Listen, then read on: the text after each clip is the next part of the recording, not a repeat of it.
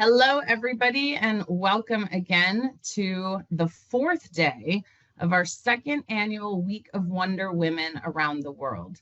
This is the second time that we're doing this at WonderBots, and I've been so fortunate to have a team that supports me in these special initiatives and a leadership team that also acknowledges the importance of us giving back. So, the entire point of this week is not to talk about what you typically see me showing up for, which is AI and automation and how do we change the world of work. It's a slightly different take on what we're talking about today. And we're going to focus on how women of different walks of life, of all industries, of all places, of different places, around the world, representation from all over, how they climb to the top. Some of our journeys are linear. Some of us knew what we wanted to be when we grew up, early on. Many have had ambitions to be mothers, leaders, CEOs. We have a whole slew of different representation this week.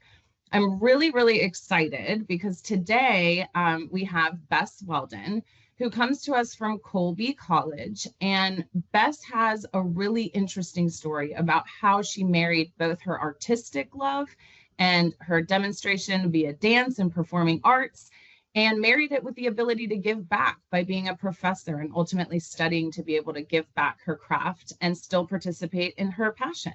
So I'm really, really excited to introduce Bess today. All right, so with that, we will go ahead and get started. Let me introduce my guest, Bess Welden. Please introduce yourself and tell us how you got to where you are today. Well, thanks. First of all, thank you, Paula and Ria and everyone that I've interacted with to set this up. Storytelling is sort of the core of who I am and what I do. So this is like the perfect opportunity to think about how we tell our stories and how storytelling is the way that we really find deep and authentic connection with others. So this is like the perfect thing for me, and I'm delighted to be here. So thank you. So my story is not a linear one. So if the choice is a linear path or a non-linear path, I would say mine is non-linear. And a lot of that by choice and a lot of that by happenstance, circumstance. I just want to also let everybody know that I'm joining today from Maine in the United States, where Colby College is situated in Waterville, Maine, which is also the land of the Wabanaki. And I feel it's really important to acknowledge that we are, that I get to live and work and create and play on land that's been stewarded by Native peoples for time immemorial. And I really want to also acknowledge, before I even get going here with my story, that I'm someone who holds a lot of privilege in the world, and it's not lost on me that the privileges that I've had in various ways in my life, some small, some large, have really been a big part of how I've been able to wend my way to the place where I am now. So I know we're specifically talking about how I landed teaching at Colby College. I've been at Colby. This is my 15th year teaching at Colby in the Department of Performance, Theater, and Dance. And actually, my area of expertise is really in the theater part of what we do. Although we work very hard in our department to talk about crossover and hybridity and how theater and dance and all types of performance are actually connected to each other, and how all of those disciplines inform each other and deepen the work that we do, especially when we can collaborate. So collaboration is a huge part of my story, both as an educator and as a theater maker. So I got to Colby. I started Colby in the fall of 2010. I was initially hired on a very part-time basis to teach some skills courses in the department that it's a very small department. It's a small liberal arts college, but still puts a priority on these disciplines as part of our curriculum. And I was hired to do a very, just sort of once a week, very specific class focusing on vocal production, helping people learn how to really connect with their voices and speech so that they could be really clear when performing on stage. And that was something that was sort of a subspecialty of mine that I worked on after I did my master's degree, my Master's of Fine Arts in Theater Performance. So I came to Colby with that particular charge. That was my mission, was to help, which was to help students make their voices clear so that they could tell the stories they needed to tell on stage. And over time, my role at Colby has grown and expanded. And so now I am at a point where I'm teaching acting classes, full acting classes, mostly introduction to acting. I also teach a playwriting course. I have a very active playwriting career. And I also direct projects with students. So when we want to produce a show on stage, I'm the person in the room that is directing students and leading them through a creative process. All of that to say that the cornerstone of all of this, as I mentioned before, is really working with students to understand how to create effective collaboration, how to be authentic communicators, and also learning so much myself from interacting with my students, which is something that I value deeply. I consider myself a lifelong learner, so being someone who is leading learning experiences for other people is also something that feels like is incredibly enriching to myself, and understanding who I am in the world and what matters to me. That's so fantastic, Bess. And I really appreciate you sharing that because, I think there's a translatable element. You think performing arts and theater, if I'm not a singer, I'm not an actor, that has nothing to do with me. But several of the leadership courses I've been in or sales retreats, there's always an element of improv. There's an element of, play it back. There's role play in sales to really start understanding what your voice looks like. And even in doing talks like this, there was, online, coaching as well that talked about some of the disciplines of performing arts for even delivering speeches or, or speaking slower or understanding where to be articulate, not using your hands as much as I do, or using them if you need the emphasis, right? But I think that, there's a translatable power, which is so special, in what you do into the corporate world too. Regardless of whether you wind up on Broadway, if that doesn't necessarily mean that the linearness of, what you teach, leads to that. I know some of your students are in marketing now, communications, so there's so many translatable skill sets that come with that I just think are so fantastic. So tell me too, because while your path may not have been linear, your passions have been pretty aligned, along the way. And so it's awesome. We always say it's like the best thing when you love what you do, because it makes it easier to show up and do it. So tell me a little bit about what motivates you to keep this lifestyle. What do you do to kind of balance, the creative element in the best portion of the agenda and the professor portion of the agenda? And how do you delineate those, or do you fuse them together? Tell us a little bit about that. Thank you for that question. My life, I think in many ways for a long time felt very sort of cut up into different sections. So there was my life as, working as a professor, working in higher education, working with students that way. I was also working as a teaching artist. So working in theater and going into public schools and bringing some of these tools around imagination and play connected to literacy was a big part of what I was doing. I also have my own artistic independent practice, both as a performer and as a writer. I'm also a mother. And also, so for a long time, I really felt like my life was just being pulled in like so many different directions, which was exciting and then sometimes really quite exhausting. And one of the big things that shifted that for me was being able to kind of see all of those elements as pieces of one pie, that they weren't just each their own thing, but they all connected to and were in relationship to each other. So if I was doing a great job being able to pursue my artistic passions, my creative life, that actually made me a better mother. And if I was really being able to carve out time and space to be with students, whether they were young students in public elementary schools or, higher ed students in an undergraduate program, making the time to really show up and plan for those, all of that teaching in a really deep and thoughtful way, being able to make space to show up authentically in all of those spaces and really see the people in the room with me, that also made me a better mom. And being a mom also helped me relate to my students in a much more authentic way. So there was a moment at which I think I was sort of in my late 30s, early 40s, where I had a moment where I suddenly realized that It's not about dividing it all up and figuring out how to stretch myself thin. It was more about how do I conceptualize this all as one thing, and that these are choices that I am making, and that they are all feeding each other and interplaying with each other. And that made a really big difference for me, that it wasn't sort of like, well, I'm just doing this one thing to enable me to do this other thing. Actually, they all really matter to me a lot, and they all are interconnected. So that mattered. And then also, I started to develop some pretty specific, what I think would now call self-care practices. So I have a regular meditation practice. So I do seated meditation almost every single day, which has proved to be a really important grounding space for me.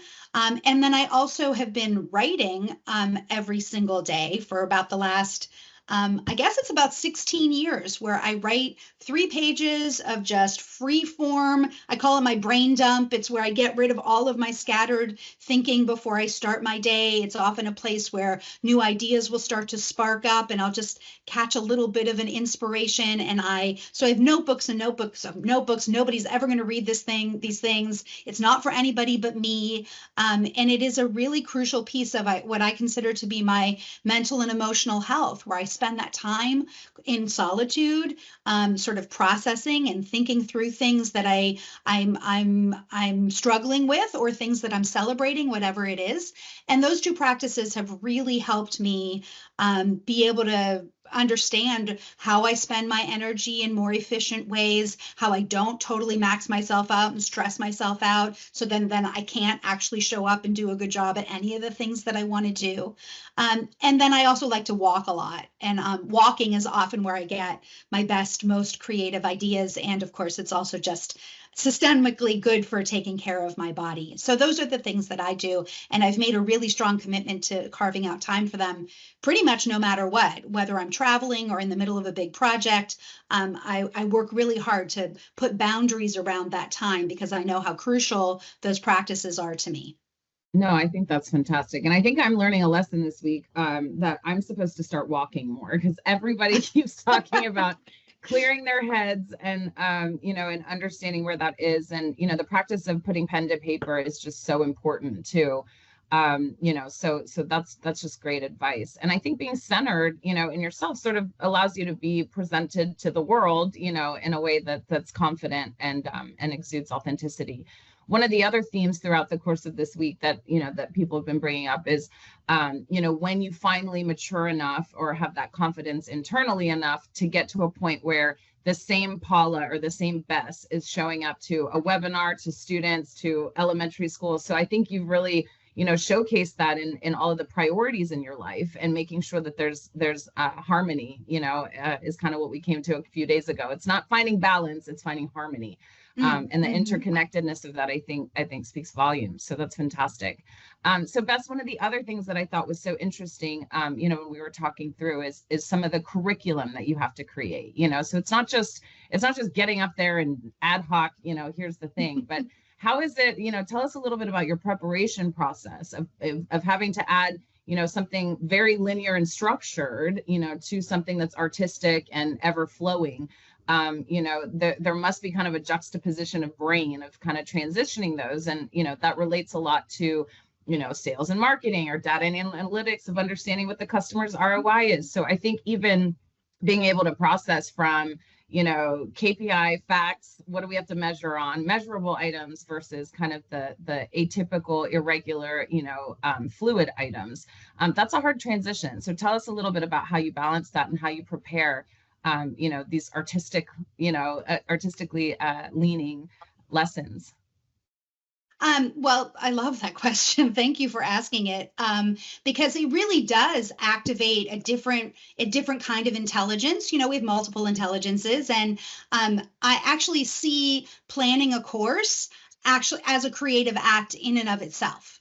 And I'm a huge believer in spending a ton of time in preparation mode. So I front load everything for myself. So when I know I'm going to go teach a course, if I'm developing a new course from scratch, or even if I'm teaching a course that I've taught many times, I always carve out a certain amount of time where I go back in and look at all of the structures that I already have, things that I know that I've come to trust through experience, things that some of it is intuitive in terms of knowing, sort of having a sense for like, oh, this is gonna be a good pathway through some content, and also just things that I've learned from like showing up and being in the classroom so often and working with so many different kinds of students. So when I think about building a course, I think about it holistically, and I often think about the end first. Where am I hoping that my students are going to land at the end of a semester?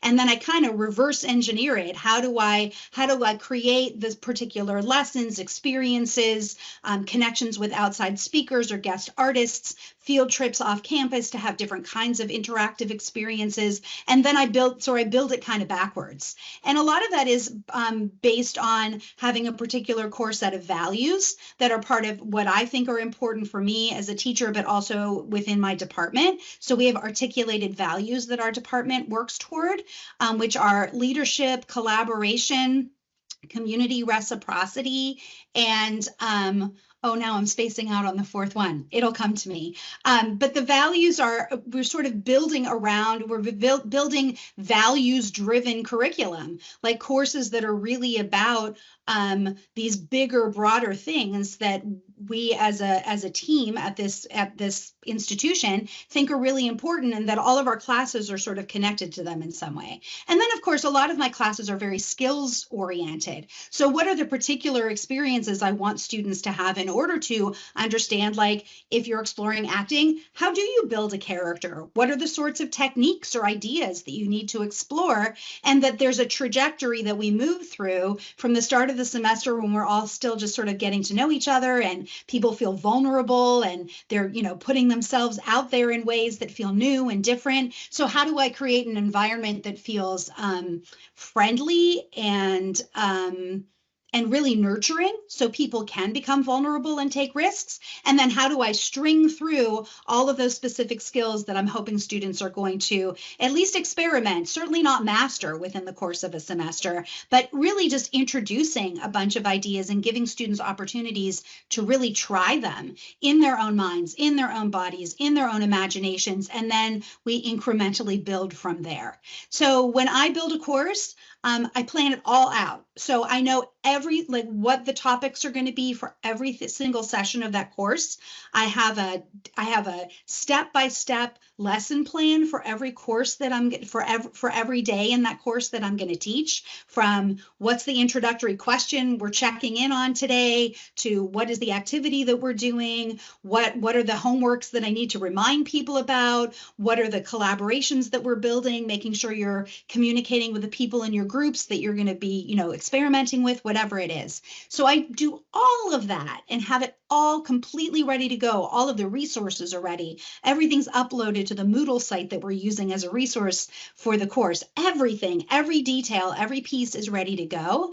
And then that means when the course actually begins, I get to just show up in the room and be in the moment. And so things will change, and I will make in the moment pivots or adjustments. But because the structure is already there, I can rely on that, and then I can really be responsive to a particular question, to something that comes up that's unexpected, because of course that's part of the great thing of being in a room with people, is that exciting things happen when you put people in a room together and you start to make something, you start to experiment and build. And for me, one of the great values of all of it, as I mentioned before, is all the things I learned from my students, who are literally from all over the world in all kinds of backgrounds.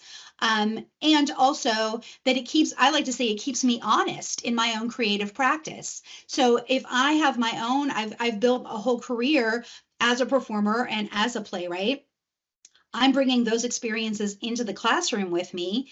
But it also means that if I'm doing the work of translating what my particular process is and offering out a set of tools for other people to experiment with, that keeps me honest. That means I have to be really clear about what I do and what I don't do, and what I've tried that's been effective, and actually some things that I've tried that haven't been effective for me, but also be open to the idea that not everybody is going to learn the same way that I learn or make things the way that I make them. And so being really, really flexible and open to all of that input that's coming back to me by being in those relationships with students.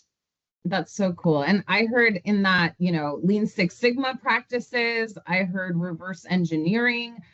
These are all tactics that we have to use in leadership in general. And what I've learned, I never thought I'd be a manager of people. I haven't said that all week, but I really didn't. I always thought I'd be an individual contributor. I do my thing. Like, you're not even going to understand my process. So like, don't even try. And Wonderbots gave me the opportunity to be a manager. And in the art of teaching what it is, or extracting from my brain to put it on paper, you formulate better paths towards the outcome that you're actually trying to achieve. So there's a great amount of learnings of your own internal processes by having to be, like you said, honest with yourself to be able to articulate it. Because if I can't explain it to you, then it's not as simple as I think it is in my head, right? Right. And that's a big lesson that I've learned along the way too. And I think that's great. Again, that you're taking kind of the practical, elements of what you have to do to just be very prepared, but then also having the flexibility to say that if things change, or if the students aren't receptive to this year, and this has worked 9 out of 9 times, and here we are on the 10th and they're just not getting it, maybe it's time that I rethink this, and not getting upset of the of having to do that, or making that emotional. It's just a pragmatic, you put something in place, plans change, humans are humans, and we move on. So related, Bess, why don't you tell us, and this is something that's always so interesting because everybody has different coping mechanisms or ways that they go about, overcoming adversity. But can you recall a time in your career, in any facet of your career, since you have such a dynamic presence, that you had to overcome adversity, or had, I always call it like butterflies in your tummy, or had an uncomfortable thing that you had to face, or an awkward conversation that you needed to overcome? And how did you prepare for that? How did you approach that? And how did you overcome that? There would be so many I could list. But actually, I've been really thinking about one in particular that was quite significant, and it's pretty personal, so I hope people will be okay with that. But in the fall of 2020 and early 2021, which we all, unfortunately, I'm sure remember as the height of the pandemic, and we were actually back to teaching in person at Colby in the fall of 2020, which was really bucking the national trend. So I was on campus teaching students in person under all kinds of testing protocols and isolations and distance, being distanced, but still like really committed to trying to serve students as well as we could under the circumstances. And of course, there was so much stress going on in the world, everything connected to the pandemic and all of the things that had happened in the wake of George Floyd's murder and all of these things that were going on in the world. Students were at, people always, I hate that, it's such a repeated word, unprecedented levels of stress, but they were unprecedented levels of stress, and not just for the students, but honestly for all of the administration and faculty too. And so over the course of that fall, working really, really hard and trying to really show up for students in the best possible way that I could.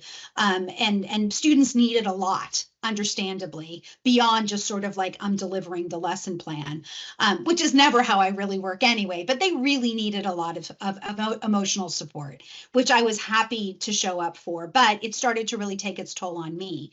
And by the end of that calendar year, I got quite sick. It had nothing to do with COVID. It was an entirely separate thing that I think was somewhat stress related, but also was having actually some neurological issues that were a bit mysterious and took a long time to sort of figure out how to diagnose and how to treat.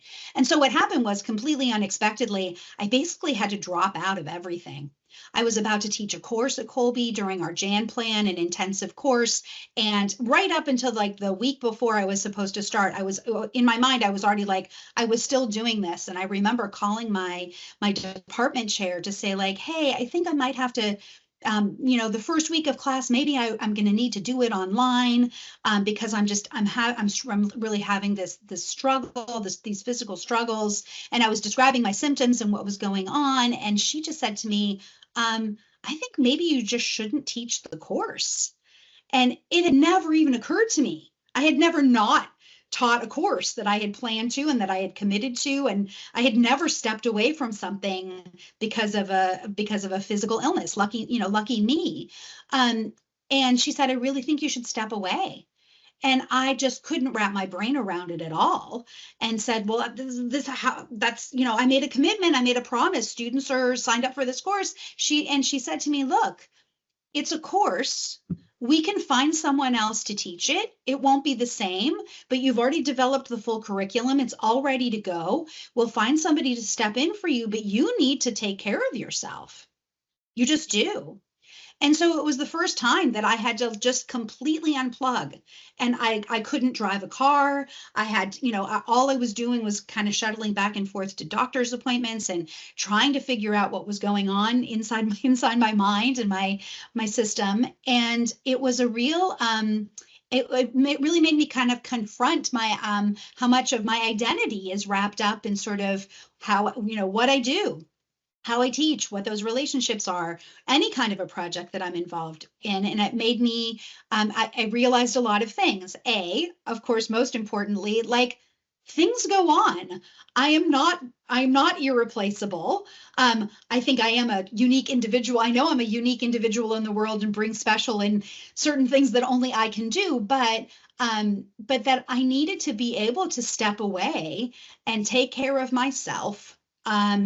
If I ever thought I was going to be able to be back in service to anything other than myself again, right? My family, my career, in all of its many ways. And that I really needed to trust that I was part of a team that would be there for me. And to have my department chair say to me, you can't do this, so don't. And to be able to step away from it and allow other people to step up and have my back, and be able to still keep the commitment that we had made to the students in a way that felt reasonable and authentic and useful and powerful.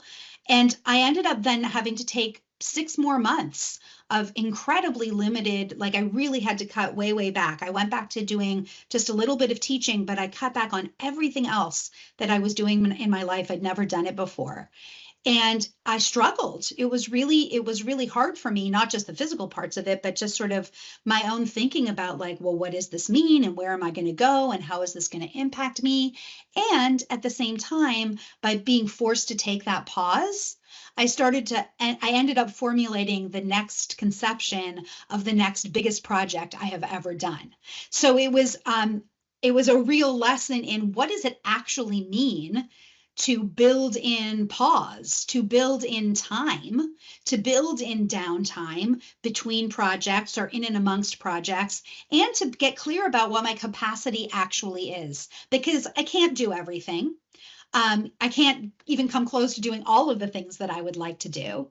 And that sometimes I ask too much of myself, and then that puts me in a place where I'm not helpful to anybody. So it really made me have to pause and recalibrate, and it made me rethink my approach to how many projects I take on at once. And it's much more limited than it used to be. And I've stuck to that. And that's been very effective, actually. I'm unsurprisingly, I think, doing a better job doing slightly fewer things than I was being scattered all over the place. And in pause is when there's enough solitude and space and quiet to dream up the next big thing. And that's exactly what happened. So it was scary. It was uncomfortable. It really made me, like, really have to ask a lot of questions of myself. And it also really forced me to reprioritize how I wanted to move my work into the world. And 5 years later, I can say it was unfortunate at the time. I'm really lucky I got the care that I needed and could take the rest. I had the privilege to rest in a way that was necessary, and I'm much better and stronger for it.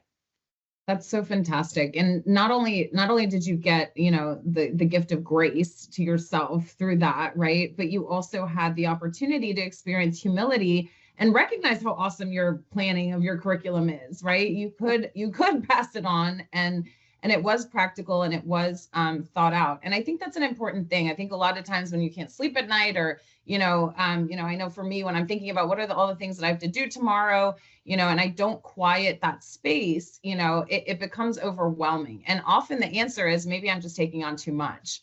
So I love that you said that built-in pause, because in the pause, it's almost like a space and time. In the pause, I think that's a really honest and quiet place to kind of reflect on what it is that you have to do next. And we're always at a crossroad, like whether you know it or not, we're always at an inflection point in our lives where there's more than one option, and we need to be honest with ourselves on what that looks like. So I love that. I think that was just so beautifully stated.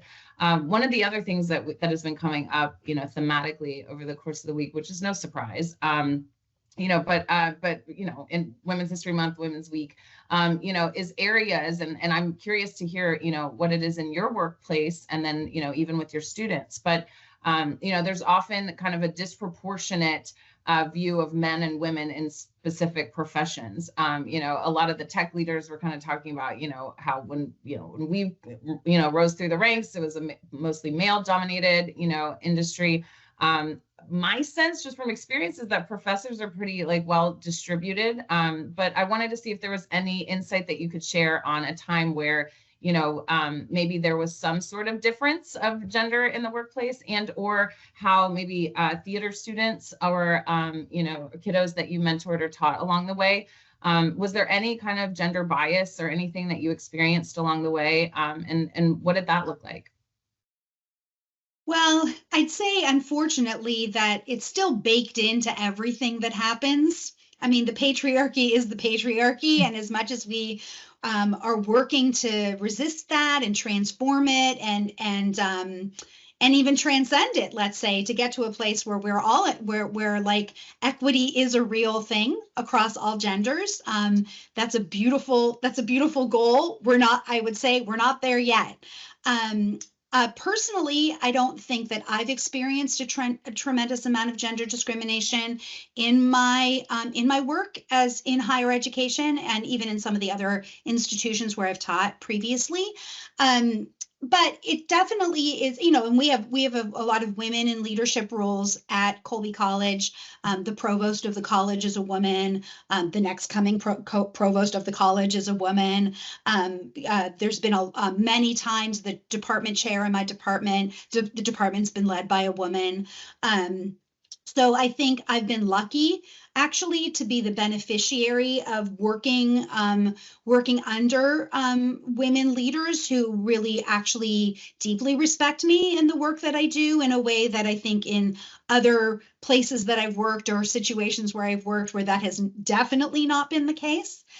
So I think, and some of these women leaders are older than me, and some of them are younger than me, and really and sort of understanding like how we rely on each other and trust each other, and that I know that I can go to those women and that they will go to bat for me in a lot of ways.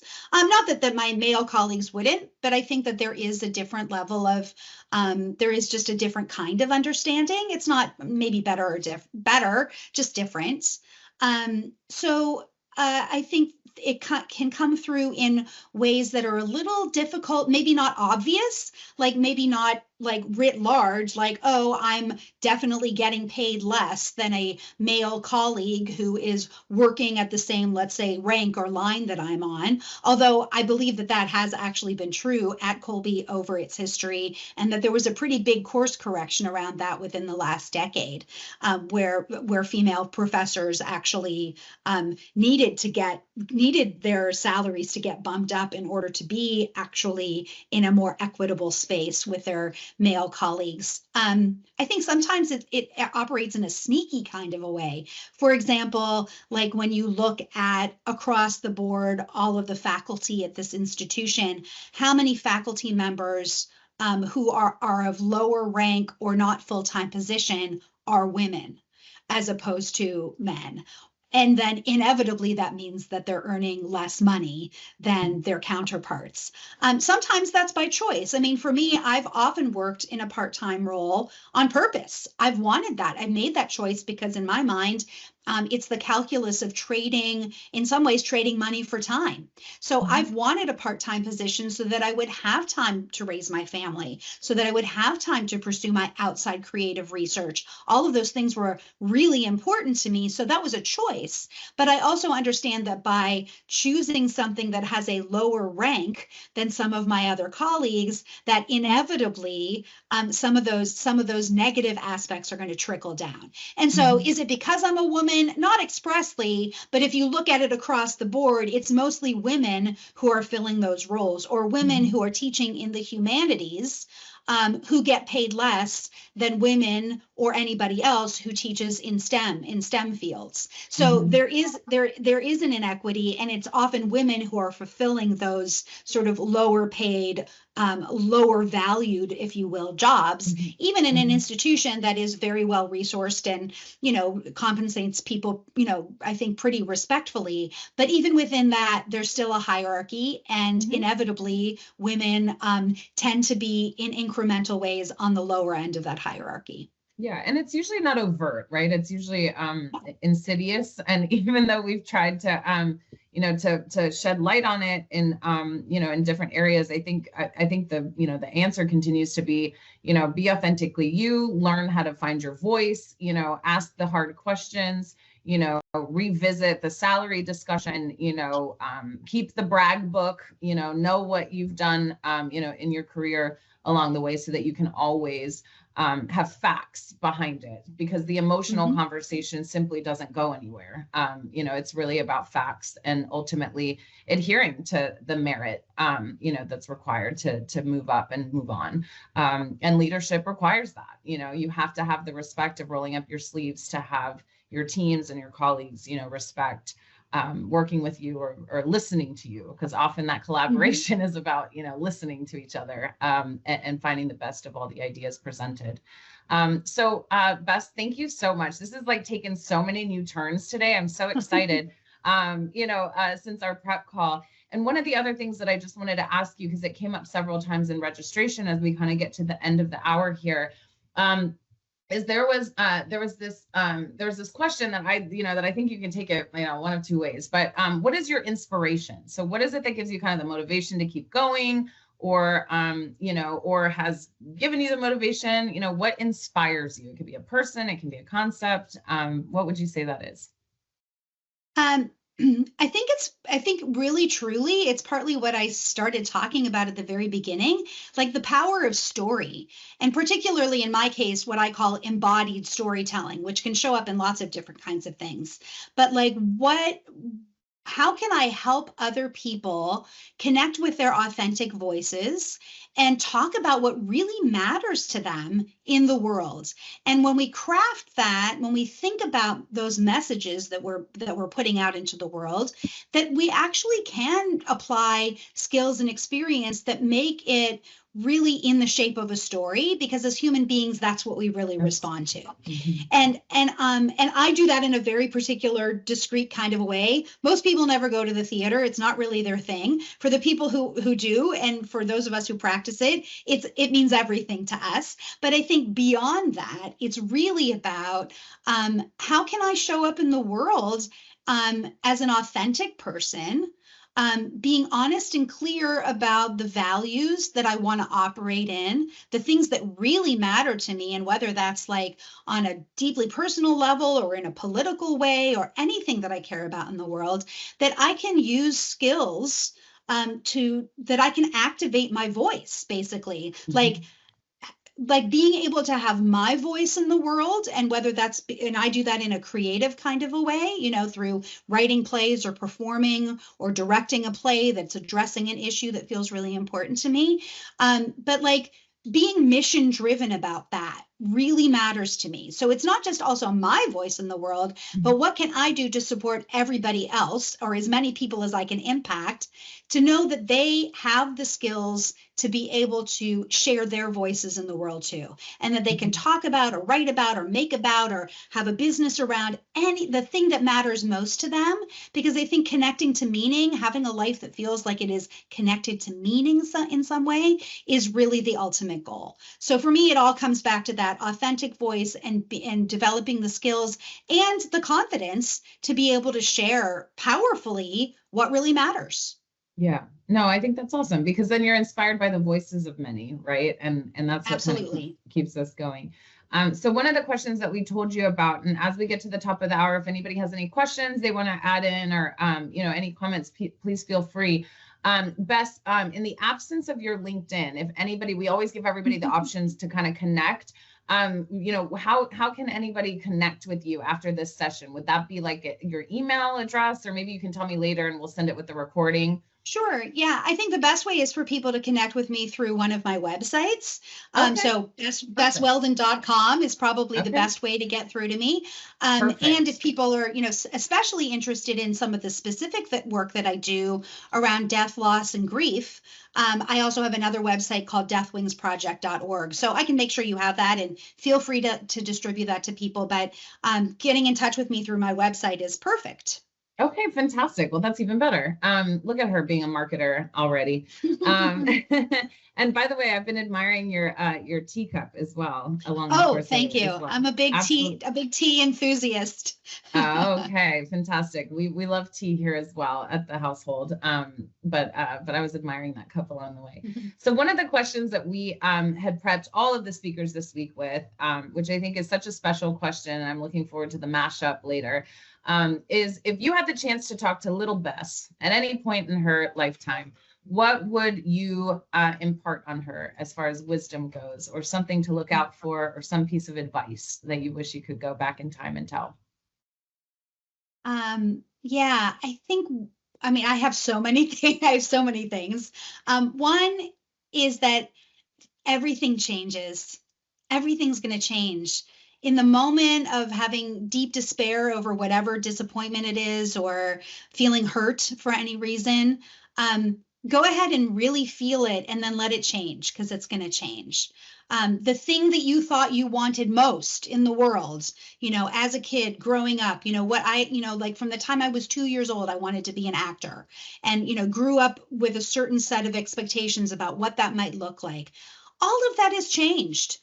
Doors have opened to me to step through in ways that I never would have anticipated. My career has zigged and zagged. It's all been within a certain sort of space, but I never could have imagined the ideas, the opportunities, the ideas, the people that I would have met.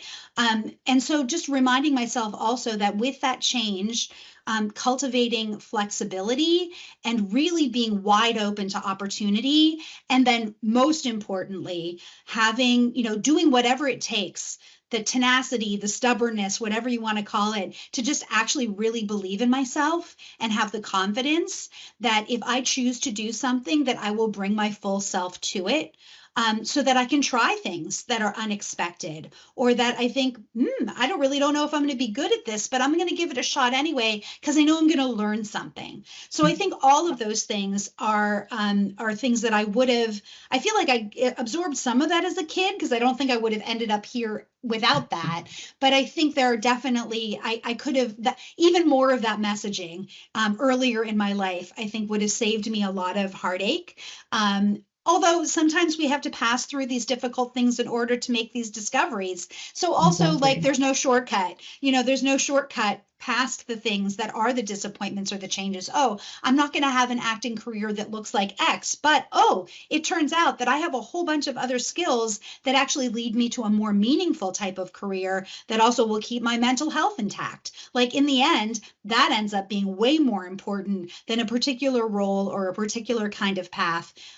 So I think all of those things would be things that if I could go back in time, I would have whispered into my dreams a little bit more, to remind myself that all of this, all of the change, all of the frustration, the obstacles, they're real, and it's okay to pass through them and really feel. I think for me, really allow myself to feel the things, like the difficult things.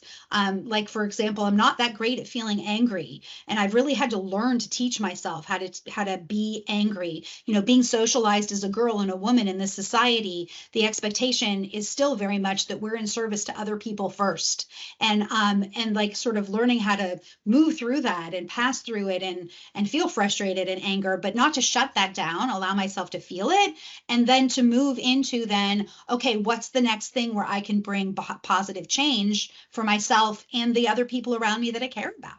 So Yeah. those are the things that I would have Yeah. highlighted even more. Yeah. No, that's powerful. Well, I mean, our grown-up Bess Welden is already a superstar, so I can't imagine if little Bess would have gotten that insight, what she would have done.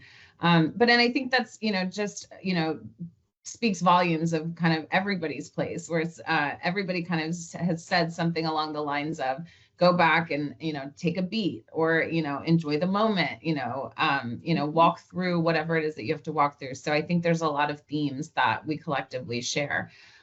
Well, we are at the top of the hour. And so I wanted to just thank you one more time. Thanks to everybody for sharing. And Bess, I really appreciate all the vulnerability and conversation today. Thank you. Thank you. It was a joy.